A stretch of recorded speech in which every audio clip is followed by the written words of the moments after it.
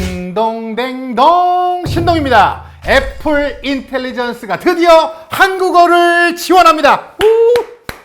뭐 이전까지는 영어로만 제한적으로 사용 가능했던 기능들 이제는요 한국에서도 자유롭게 활용할 수가 있게 되었습니다. 그래서 오늘은 지금 당장 사용할 수 있는 유용한 기능 5가지, 그리고 기대했지만 아직 한국어로는 지원이 되지 않는 기능들까지 제가 자세하게 소개해 드리려고 합니다. 첫 번째, 글쓰기 도구 되겠습니다. 글쓰기 도구 이거 몇 번만 써보면 정말 유용합니다. 메모 앱, 메일 앱, 아이메시지처럼 텍스트가 있는 모든 앱에서 글을 교정해 주거나 자연스럽게 다듬어 주는 기능인데요. 특히 영어 이메일 답변 쓸 때 완전 신세계야.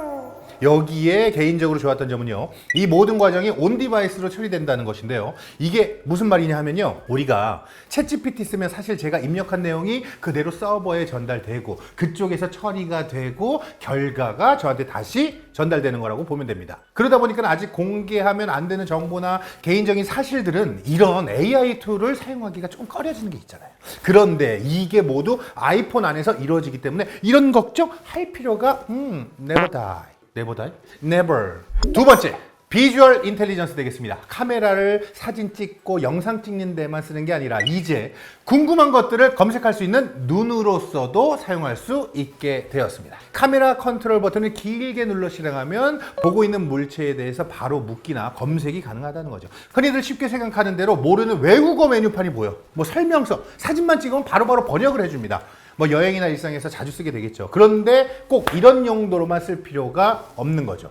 만약에 제품 같은 게 있잖아요. 그 제품 사진 찍고 이거 검색해달라고 하면 제품 정보를 쫙 검색해주기도 하고, 선물 받은 화분이 있어. 이걸 딱 촬영해. 이걸 어떻게 물 주고 케어하는지 뭐 이런 거 물어볼 수 있는 거. 그냥 잘 모르겠으면 그냥 찍으면 돼. 그냥 이게 뭐야? 이거 뭐야? 이렇게 찍으면 됩니다. 시리 드디어 똑똑해졌습니다. 근데 이게 뭐랄까, 일단 똑똑해진 것보다 저는 뭐 하단 더블 탭으로 호출해서 타이핑으로 시리를 할 수 있는 거, 이게 진짜 편하더라고. 시리야, 2 더하기 2는 뭐야? 알겠습니다. 2 더하기 2는 뭐야에 대해 웹에서 찾은 결과입니다. 확인해보세요. 아직 멍청해. 이거를 타이핑으로 할 수 있는 거, 이게 정말 편하더라고요. 그러니까 뭐냐면 사실 밖에서 헤이 시리 혼자 불러서 중얼거리는 거 좀 그렇잖아. 그래서 타이핑으로 쉽게 접근 가능해진 게 어떻게 보면 더 자주 쓸 수 있는 기반이 되는 것 같습니다. 혼자 있을 때 말로 시켜도 이전에는 뭔가 조리 있게 잘 준비해서 시켜야 했다면 지금은 말을 버벅대거나 반복해도 문맥을 완벽하게 이해를 하더라고요. 특히 시리가 조금 복잡한 질문을 감지하면 챗GPT의 도움을 받을지 먼저 물어보는데요. 예전 시리와 비교하면 거의 다른 AI 수준이긴 합니다. 아직 챗GPT에서 바로 대화하는 거랑 무슨 차이가 있냐 물어보면 사실 딱히 내세울 건 없어. 그래도 지금이 아니라 앞으로를 본다면 시리는 챗GPT를 포함해서 기기에 대한 제어까지도 할 수 있기 때문에 좀 더 복잡한 시나리오에서 기기 전반에 걸친 기능을 트리거하는 그런 역할로서 가능성은 더 있다고. 긍정 시나리오를 언젠가는 된다는 것. 네 번째, 클린업 기능 되겠습니다. 사진에서 원치 않는 부분을 쉽게 지워주는 기능이 클린업. 우리가 클린업이라는 기능을 실행하게 되면요, 머신러닝 처리를 통해서 피사체 위치, 객체의 테두리를 인식한 후 탭 한 번으로 띡 누르면 주변 픽셀을 자연스럽게 채우는 과정을 거치잖아요. 물론 애플의 클린업 기능이라는 것은 제가 이해한 바로는 잘 찍은 사진에서 의도치 않게 포함된 어떤 그 작은 흠 같은 걸 제거하는 것으로 보여요. 그런데 솔직히 아직 객체 인식이 완벽하지 않아. 솔직히 이 기능이 온전히 기복 없이 잘 작동한다고 보기에는 뭔가 그 복불복이야. 잘 지워질까? 다시. 아이폰에서 촬영한 사진 중에서 반드시 없애야 하는 무엇이 있을 때 바로 쓸 수 있다는 점에서는 충분히 의미가 있습니다. 경쟁사와 많이 요즘 비교가 되고 있습니다. 결과물이 완성도를 갖게 만드는 데 있다면 애플은요, 원본을 가급적 훼손 없이 지키는 게 목적이랄까요? 애플의 이 클린업은 당장 뭐 놀라운 기능이라기보다는 그냥 찍은 사진을 업로드하기 전에 이거 지워야 되잖아? 그럴 때 빠르게 그냥 불필요한 거 빠르게 지우는 정도, 이 정도로 사용하시면 되겠습니다. 5번째, 나의 찾기. 이것만 기다렸다고 드디어 에어태그를 국내에서 제대로 활용할 수 있게 됐습니다. 나의 찾기 앱이 국내에서도 정식으로 서비스를 시작했습니다. 사용자만 볼 수 있게 암호화 처리되어 있고요. 물건이나 기기의 위치 공유가 가능합니다.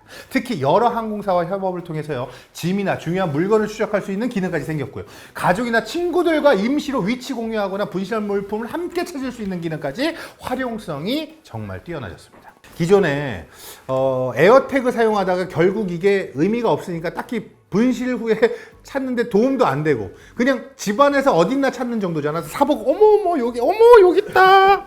다 보이는데도 어디 있지? 어머 여기. 그런데 이제는 정말로 만약을 대비해서 분실을 대비할 수 있게 되었다는 측면에서 에어태그 많이들 사용하게 되지 않을까 싶습니다. 저도 출장 갈 때 캐리어마다 가방마다 하나씩 넣어두려고 합니다. 자, 이제 아쉬운 점들을 얘기할 때죠. 반면 아직 한국어가 지원되지 않아서 아쉬운 기능들 있습니다. 첫 번째, 이미지 플레이그라운드. AI를 활용한 이미지 생성과 편집 기능인데요. 아쉽게도 아직 한국어는 지원되지 않아요.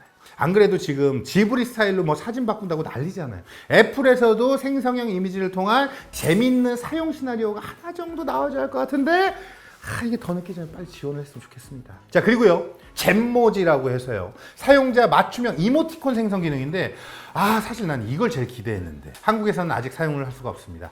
미모지도 그렇고 애플이 이런 부분에서 항상 앞서 나가는 모습이었는데 한국어로 할 수 없으니까 이게 좀 아쉽네요. 뭔가 나만의 그 이모티콘이라는 측면에서 아이폰 유저만의 새로운 경험이 될 것 같은데 이것도 이번에 빠진 기능 중 하나입니다. 기대했던 기능들이 빠져서 아쉬움도 크지만 일단 중요한 기능들이 한국어로 쓸 수 있다는 점은 반가운 소식이잖아요. 애플 인텔리전스가 아직은 완벽하지 않습니다. 앞으로 더 많은 기능들이 한국어로 빠르게 지원될 거라고 믿고 기대해 보도록 하겠습니다. 시장에서 애플 AI 기능에 대한 불만과 불신이 커져가고 있지만 다가올 WWDC도 그렇고 새로운 아이폰과 함께 발표될 iOS에서 반전을 보여줄 수 있을지 다 같이 지켜보도록 하겠습니다. 지금까지 앱등이 지금까지 신동댕동 신동이었습니다. 안녕.